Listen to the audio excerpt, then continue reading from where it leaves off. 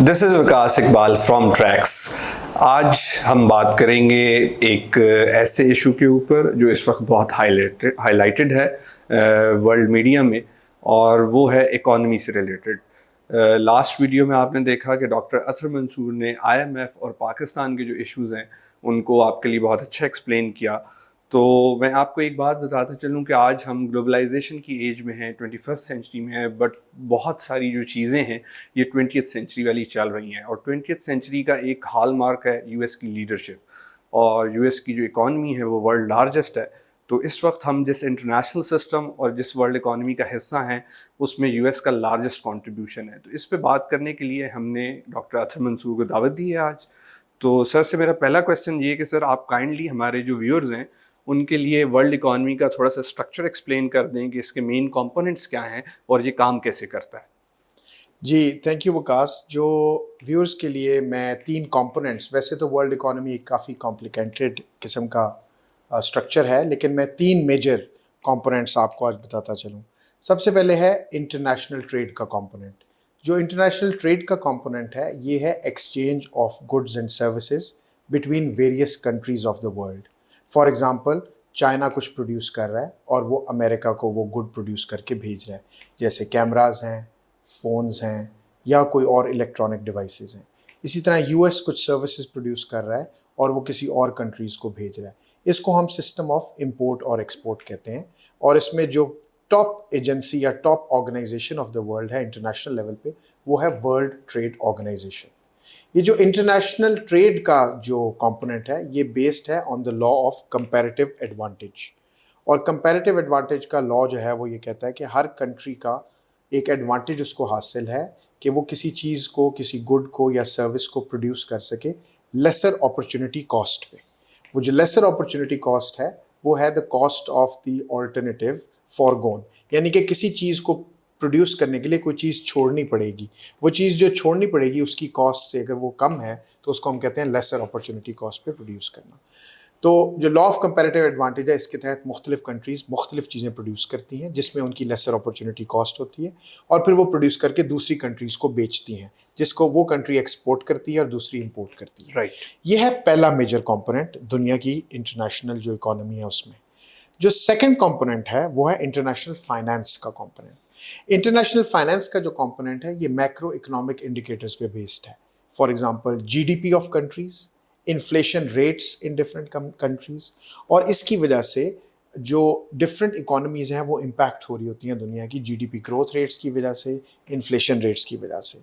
और इनमें जो चीज़ें ज़्यादा देखी जाती हैं, जो जो कंपोनेंट इसमें देखा जाता है वो है balance of payments between different countries. For example, flow of finance from one country to another in the shape of foreign direct investment. जैसे आपने देखा होगा जब चाइना 1979 और 80 में डेंग जाओपिंग ने ओपन अप किया तो वहाँ पे FDI फ्लो की, जिसको हम फॉरेन डायरेक्ट इन्वेस्टमेंट कहते हैं। रिफॉर्म्स एरा जब रिफॉर्म एरा हुआ, ओपनिंग अप ऑफ चाइना, और वहाँ पे फाइनेंस की मूवमेंट स्टार्ट हुई, और वो मूवमेंट से फिर चाइना की इवेंचुअली GDP ग्रोथ हुई। तो वो जो मूवमेंट ऑफ कैपिटल था या मूवमेंट ऑफ फाइनेंस था, चाहे वो मशीनरी की शेप में था, फैक्ट्रीज की शेप में था या पैसे की शेप में था, वो इंटरनेशनल फाइनेंस का कंपोनेंट है। तो इसमें हम बैलेंस ऑफ पेमेंट्स को देखते हैं यूजुअली जो इंटरनेशनल फाइनेंस में है, कि उसमें एक ट्रेड अकाउंट होता है और दूसरा उसमें कैपिटल अकाउंट होता है। तो ट्रेड अकाउंट या करंट अकाउंट आप कह लें, ट्रेड अकाउंट से भी ज़्यादा ऊपर करंट अकाउंट एक चीज़ है जो उसको अंडरस्टैंड करने की कोशिश करती है कि एक कंट्री की दूसरी कंट्री से ट्रांजैक्शंस क्या हैं, उसको हम रिकॉर्ड करते हैं बैलेंस ऑफ पेमेंट। राइट। जो तीसरा बड़ा कंपोनेंट इंटरनेशनल इकोनॉमी का या ग्लोबल इकोनॉमी का है वो है मल्टीनेशनल कॉर्पोरेशंस, जिनको MNCs कहते हैं। TNCs भी कहते हैं। TNCs उनसे ज़्यादा बड़ा स्केल है। ट्रांसनेशनल, मल्टीनेशनल है कि एक, दो या दो से ज़्यादा मुल्कों में जो कॉर्पोरेशंस हैं, और ये वो कॉर्पोरेशन हैं जो अपने कंट्री ऑफ ओरिजिन से बाहर मूव करती हैं। तो ये इनकी वजह से जो बेसिकली जो फ़ायदा होता है वो ये होता है कि एक तो प्रोडक्ट उन कंट्रीज़ में प्रोड्यूस भी होना शुरू हो जाती है, वो सर्विसेज या गुड्स जो हैं, और दूसरा लैंड, लेबर और कैपिटल की मोबिलिटी भी होती है। तो मल्टीनेशनल कॉर्पोरेशंस एक तीसरा बड़ा कंपोनेंट है। सो टू सम अप, जो आपने बेसिक क्वेश्चन किया है कि इंटरनेशनल जो ग्लोबल इकोनॉमी है या इंटरनेशनल इकोनॉमी है उसके मेजर कंपोनेंट, तो although there are much more than this, and because of paucity of time, और मेरा ख्याल है वो ज़्यादा कॉम्प्लिकेटेड डिस्कशन हो जाएगी।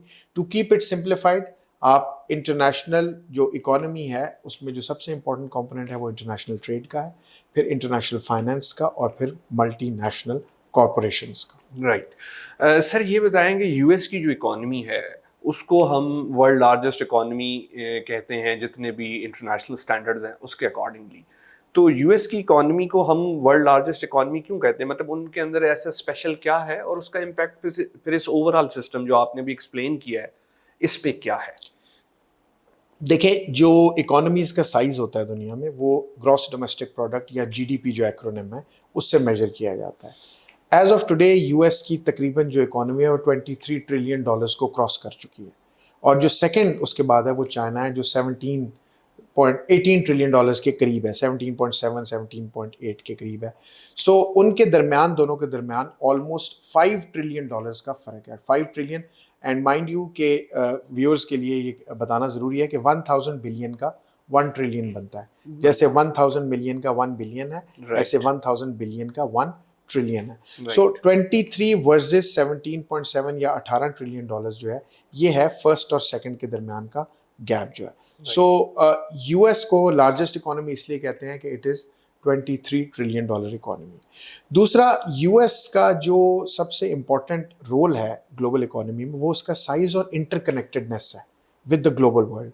देखिए, वर्ल्ड वॉर 2 के बाद ब्रेटन वुड्स में जब ये मल्टीलैटरल सिस्टम रेज किया जा रहा था वर्ल्ड वॉर 2 के बाद, जिसमें आईएमएफ और वर्ल्ड बैंक, जिसको पहले IBRD international bank for reconstruction and development कहते थे, इसके बाद यूएस ने एक फाइनेंशियल आर्किटेक्चर रेज किया, एक फाइनेंशियल सिस्टम दुनिया में रेज किया कि इससे उसकी इंटरकनेक्टेडनेस रहे दुनिया के अंदर।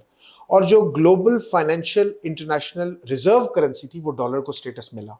और डॉलर ने अपनी जो प्रोमिनेंस थी दुनिया में वो गेन करना शुरू की, और इंटरनेशनल ट्रेड की अंदर जो सबसे ज़्यादा वाइडली यूज्ड करेंसी है वो यूएस डॉलर है। आज भी the US dollar is the most widely used currency in the international trade, despite China being the biggest in terms of trade का जो वॉल्यूम है वो चाइना का बिगेस्ट है। यूएस को भी आपको पता है वो बिगेस्ट ट्रेड का उसके साथ शेयर है एक्सपोर्ट्स के, जिसके बाद जो आपने सुना होगा ट्रंप की फेमस ट्रेड वॉर जो डोनाल्ड ट्रंप ने की थी, वो इसीलिए की थी कि डेफिसिट बहुत ज्यादा था ट्रेड में, इंपोर्ट्स बहुत ज्यादा थी चाइना से, और चाइना को जो यूएस की एक्सपोर्ट्स थी वो 400 बिलियन से बड़ा हजम था उस डेफिसिट का, which was not very palpable to American policy makers including the president of the US. तो जो यूएस की इंटरकनेक्टेडनेस है और साइज ये बहुत स्ट्रॉन्ग है दुनिया में। साइज मैंने आपको बता दिया 23 से तजावज़ कर चुका है ट्रिलियन डॉलर से। और दूसरी, ग्लोबल रिजर्व करेंसी, लोग जो हैं, मुल्क जो हैं वो इंटरनेशनल रिजर्व करेंसी और जो ट्रेड करते हैं वो डॉलर्स में करते हैं, अपने फॉरेन एक्सचेंज रिजर्व्स डॉलर्स में रखते हैं, क्योंकि it's the most stable and the most popularly held currency in the world. So US की जो इकोनॉमी है उसके अंदर जो चेंजेस होती हैं, स्पेशली मॉनेटरी पॉलिसी, उसका इंटरेस्ट रेट, फॉरेन एक्सचेंज जो रेट्स हैं, एक्सचेंज रेट्स हैं, उससे दुनिया में बहुत बड़ा इम्पैक्ट होता है, क्योंकि वो जब यूएस अपने इंटरेस्ट रेट को वेरी करता है, सर्कुलेशन ऑफ मनी ऊपर नीचे होता है, डॉलर। तो जो अमेरिकन मॉनेटरी पॉलिसी है उसमें जब इंटरेस्ट रेट की वेरिएशन होती है तो उससे फिर ग्लोबल इफेक्ट्स और इम्पैक्ट्स भी होते हैं। और इसी तरह अमेरिकन जो जब यूएस डॉलर का जो एक्सचेंज रेट की पैरिटी है और एक्सचेंज रेट की रिजीम है उससे भी इम्पैक्ट होता है ग्लोबल इकोनॉमी के ऊपर। अच्छा सर, ये बताएं कि यूएस जो है वो G7 का भी मेंबर है और G20 का भी मेंबर है। तो G20 और G7 बड़ी बॉडीज़ हैं जो इंटरनेशनल इकोनॉमी की डिसीजन मेकिंग में होती हैं, तो वहाँ पे यूएस का इन्फ्लुएंस कितना मैटर करता है? मतलब G20 इज़ हेडिंग अहेड और G7 इज़ गोइंग अहेड।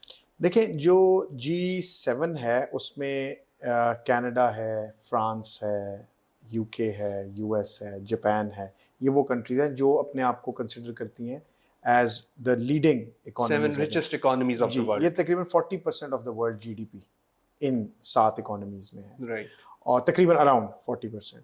दूसरा ये है कि ये वो इकोनॉमीज हैं जो pluralism, representative government, liberal democracies उनको रिप्रेजेंट करती हैं G7, मतलब फ्री मार्केट इकोनॉमी के कॉन्सेप्ट को। जी, और रिप्रेजेंटेटिव गवर्नमेंट्स जहाँ पे fully people can people choose there governments, representative elected जो उनको रूल करेंगे, जो उनके रूलर्स हैं उनमें डायरेक्ट लोगों का हाथ है, और because people are the final decision makers in their political system. ये जो G7 इकोनॉमीज हैं ये पॉलिटिकली, मिलिटरीली, इकोनॉमिकली और डिप्लोमेटिकली बहुत स्ट्रांगली कनेक्टेड हैं ईच अदर से। और definitely US being the richest and the biggest Lead economy करता है। तो लीड करता है। और फिर यूएस वैसे ही आपको पता है वर्ल्ड वॉर के बाद से चैंपियन है for representative democracy, for liberal systems, for capitalism, for free markets. तो यूएस का definitely role because of fundamental rights like that. हाँ, तो यूएस का डेफिनेटली इसमें रोल। G20 में एक थोड़ी सी जो अंडरस्टैंडिंग करने की जरूरत है वो ये है कि उसमें चाइना और इंडिया भी शामिल है, सऊदी अरेबिया भी है, सऊदी अरेबिया भी शामिल है, अर्जेंटीना भी, इस तरह के और बहुत सारे मुल्क ब्राजील हैं। भी। ब्राजील भी। सो बेसिकली लेकिन जो सबसे बड़ी उसमें जो मैं समझता हूँ जो वेट है ना वो है इंडिया और चाइना का। और मैं यहाँ पे व्यूअर्स को ये बताना ज़रूरी समझता हूँ कि this century actually has been pointed out and identified by many public intellectuals as the century of Asia, yes. which means that the greatest shift in economic power in recent global history would take place from Western Hemisphere towards Eastern Hemisphere, और Eastern Hemisphere में जो maximum weight है वो China और India का है। Obviously. और in another 20 to 30 years maximum, China and India would be the richest economies of the world. और अगर आप हिस्ट्री में जाएं तो this is going to be a correction in the aberration of historical development. For example, 1800 AD तक जो richest economies थी वो इंडिया और चाइना ही होती थी। तो ये सिर्फ 200-250 साल के लिए या 300 साल के लिए जो हिस्टोरिकली इकोनॉमिक जो पिवट है इकोनॉमिक पावर का वो शिफ्ट हुआ वेस्टर्न हेमिस्फीयर में। यानी history will repeat itself in a different और नोशन। अब हाँ, तो G20 मैं समझता हूँ कि ऑल्दो उसमें वो वाली 7 कंट्रीज जो इंतहाई पावरफुल हैं इकोनॉमिकली, मिलिटरीली, पॉलिटिकली, जिनमें वो मैंने आपको बताया यूएस, यूके, कनाडा, ये मुल्क शामिल हैं, जापान है, उनके अंदर G20। और चाइना क्योंकि पॉलिटिकली उतना फ्री नहीं है, इकोनॉमिकली भी चलें लिंक्ड है दुनिया से, लेकिन उसकी सिस्टम को हाइब्रिड सिस्टम कहते हैं। उस तरह की अमेरिकन सिस्टम जो कैपिटलिज्म का है वैसा वहाँ पे शायद नहीं है, तो उसकी वजह से G20 is seen as a little different, लेकिन रोल दोनों का दुनिया की इकोनॉमी में बहुत स्ट्रांग है। सर पिछले दिनों मतलब रिसेंट 2-3 वीक्स में बहुत ज़्यादा डिस्कशंस हुई वॉइस ऑफ अमेरिका पे और हर यूएस बेस्ड प्लेटफॉर्म पे कि यूएस इकॉनमी जो है वो डिफ़ॉल्ट करने वाली है। लेकिन फिर हमने देखा कि रिपब्लिकन सेनेटर्स ने बाइडेन एडमिनिस्ट्रेशन के साथ डायलॉग किया और वो अब सिचुएशन अवॉइड हो गई है। बट एक तो इकोनॉमिक डिफ़ॉल्ट होता क्या है, और दूसरा यूएस क्योंकि अब लीडिंग इकॉनमी है वर्ल्ड की, अगर उसको डिफ़ॉल्ट हो जाए तो फिर उसका इम्पैक्ट क्या हो सकता है? अच्छा देखिए, ये क्वेश्चन बड़ा इंपॉर्टेंट इसलिए है कि तकरीबन बहुत सारी दुनिया के ममालिक जो हैं इंक्लूडिंग हमारा मुल्क पाकिस्तान, ये डेट पे चल रहा है। Yes. और यूएस भी डेट पे चल रहा है, which is very interesting fact कि यूएस का डेट 2022 में, या बल्कि तकरीबन एज ऑफ टुडे आप कह लें $31 ट्रिलियन, 31 ट्रिलियन डॉलर। यूएस की इकोनॉमी 23 ट्रिलियन के करीब है और उसका डेट 31 ट्रिलियन डॉलर। ठीक है। अच्छा, अब थोड़ा सा ज़हन में आपने ये रखना है कि यूएस का जो डेट है वो एक्यूमुलेट क्यों हुआ है। वो एक्यूमुलेट इसलिए हुआ है कि डेट तब एक्यूमुलेट होता है जब गवर्नमेंट का रेवेन्यू उसके एक्सपेंडिचर से कम हो तो उसको बोरोइंग करनी पड़ती है। फॉर एग्जाम्पल, यूएस का जो फिस्कल सिस्टम है, यानी कि जो यूएस रेवेन्यू रेज करता है, उसमें जो यूएस रेज करता है वो 6.3 ट्रिलियन डॉलर्स है, जबकि एक्सपेंसेस 4.9 ट्रिलियन डॉलर्स है। तो ये जो गैप है 1.4 ट्रिलियन का, ये यूएस बोरो करता है। जो वो बोरो करता है वो उसकी डेट की मद में ऐड होता जाता है। तो वो ऐड हो के पिछले सालों में 31 ट्रिलियन बन गया, 31 ट्रिलियन डॉलर। यूएस बोरोइंग क्यों करता रहा है? उसमें यूएस की वॉर के जो एंडेवर्स हैं, जो वॉर्स करता रहा है वो अक्रॉस द वर्ल्ड, जिनमें आपकी रिसेंट में आपने अफगान और इराक वॉर देखी, उससे पहले भी यूएस की आपको पता है एंगेजमेंट्स मिलिटरीली दुनिया में जो रही हैं उसके लिए उसके खर्चे हुए हैं। इसके अलावा जो यूएस है, जो उसका रिसेंट हिस्ट्री में जो इश्यूज हैं वो उसका ये है कि जो वहाँ बेबी बूमर्स हैं वो ओल्ड हो रहे हैं। ठीक है। इसके अलावा हेल्थ केयर की कॉस्ट हैं, और दूसरा मैंने आपको बताया कि उसके एक्सपेंडिचर सिर्फ वॉर में नहीं बल्कि डिप्रेशन के अंदर, जैसे अब आपको पता है 2007-8 में ग्लोबल फाइनेंशियल क्राइसिस था, फिर अभी रिसेंट पेंडेमिक में जी। जो उनके एक्सपेंडिचर्स हुए हैं वो इतने हैवी हैं कि वो उनके रेवेन्यू से मीट नहीं कर पाते। सपोज अगर डिफॉल्ट हो जाता जी। तो क्या इम्पैक्ट होता? देखिए, यूएस की इकोनॉमी का डिफॉल्ट करने का मतलब है कि दुनिया के ऊपर बहुत बड़ा इम्पैक्ट आएगा। कैसे? For example, US trading partner है, मैंने आपको बताया यूएस एक डेस्टिनेशन है 20% ऑफ द वर्ल्ड्स कंट्रीज की इंपोर्ट्स के यानी कि उनकी एक्सपोर्ट्स और यूएस वो इंपोर्ट करता है।